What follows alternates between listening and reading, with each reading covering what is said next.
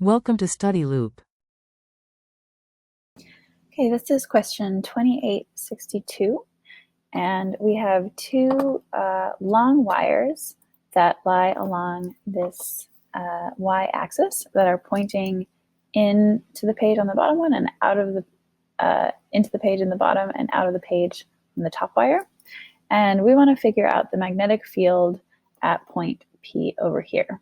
So first, part A asks us to draw the vectors to show the direction of the magnetic field coming from each wire, and then find the net magnetic field.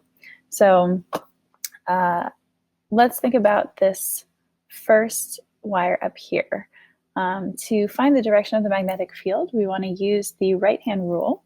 So to do that, let's point our thumb in the direction of the current, which is out of the page, so pointing out of the page to us, and think about what direction our fingers are curling at this point P right here. And if we think about that, we're going to get some field pointing out like this. So this is the contribution from the top wire here.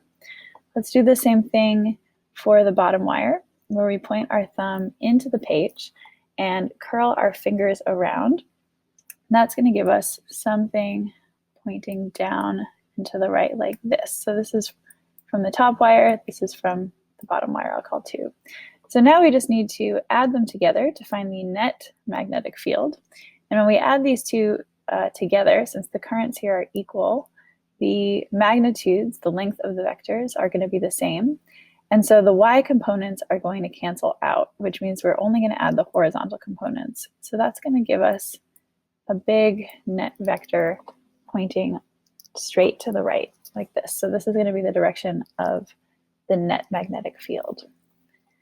Now part B asks us to find an expression for the magnitude of the magnetic field at any point on the x-axis in terms of the x-coordinate of the point. So what we're going to do here, we need to use our expression. B is going to be from one wire. We would have factor of mu naught times I divided by 2 pi r. So this is going to be the expression for r. And then we're going to need a factor of sine theta to take into account this angle. So this is going to be the expression for the magnetic field coming from one of these wires at a point on the x-axis, because the x-coordinate here is going to be represented, or sorry, the distance, the y-coordinate here, will be represented by this sine theta. Now we have two wires here, so what we're going to want to do is just multiply this by a factor of 2 to get the total net magnetic field. And this angle, because of the symmetry here, these are both still separated by a distance, a vertical distance a. This angle theta on the bottom is going to be the same. So we can just simply multiply this by 2. That's going to give us, these factors of 2 will cancel out. So we're just going to be left with this as our expression. Now we don't actually know what sine of theta is, so that's going to be our next step. If we think about this triangle here, the sine of any angle is the opposite angle over the hypotenuse. So we need to find the hypotenuse of this triangle. And to do that, we just want to use the Pythagorean theorem. So using the Pythagorean theorem gives us the square root of a squared plus x squared. So that's going to be the length of this total distance along the hypotenuse of this triangle here. So now remember, sine is going to be the opposite, which is a, over the hypotenuse. So I'm just going to plug that in right here. So opposite is a, and then divided by the hypotenuse, which is this whole thing. So this is, let's see, now we also have this factor of r down here. And notice that r is supposed to be the total distance from the wire to the point. So when we plug in r, we've just found that. We found the hypotenuse of this triangle. So I can plug that in again for r here. And now the way that I've written this, it's a little bit hard to see what's in the numerator. So I'm just going to bring this a over here because a is on top. And then on the bottom here, this is the denominator. We have this factor of pi. I guess I should put this over here. So we have a factor of pi, and then we have square root of a squared plus x squared, and then another square root of a squared plus x squared. So when we have two square roots of the same thing, that's just going to make the square root cancel out. So I'm just going to delete this square root here because we have two factors of square root multiply together to just give us whatever was on the inside. So this is going to be our final expression.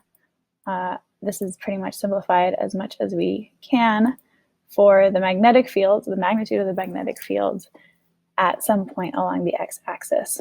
And like we just found in part A, the direction of the magnetic field is going to be to the right, so along the positive x-axis.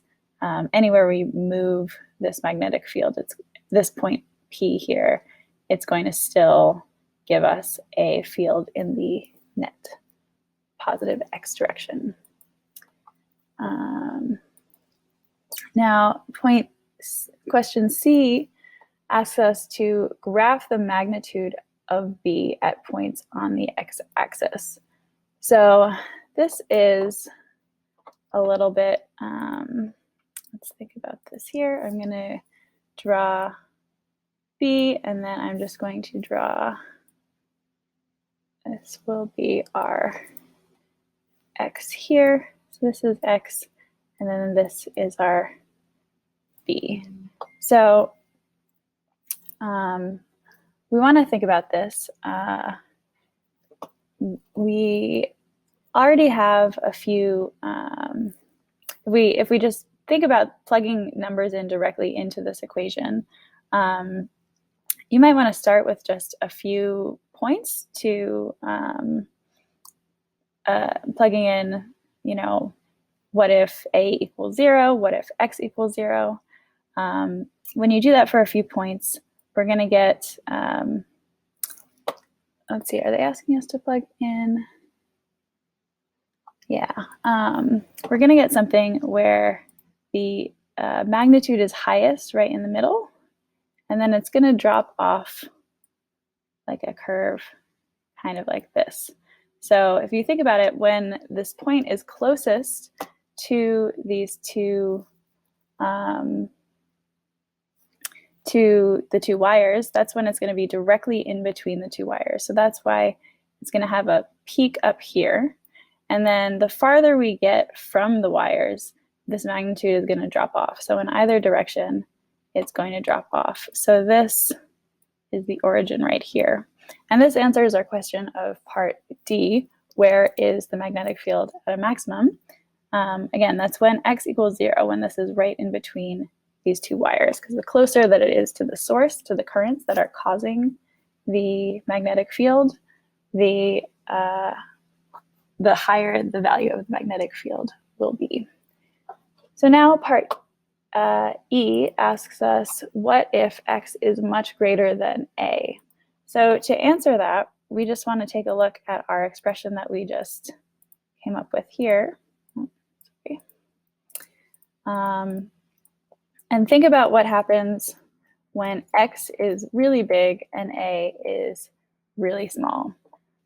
Basically, usually when we think of when we're told that one value is much smaller than another, that means that any terms that are raised to a second or higher power are just going to be assumed to be 0. So if we're assuming that a is very small here, then we can essentially say that a squared is going to be so small that it's essentially 0. So we're just going to delete that term completely and assume that it's 0. So we'll be left with this expression. A, we can't assume that just a itself is 0. Also, if that that would just make this entire expression 0, which isn't going to be very helpful for us. So a we want to keep, but anything that if we had like an a cubed term, an a to the 4th term, those we would all just assume to be 0. So this is going to be our final expression when we're assuming that x is much larger than a. So this is the answer to part E.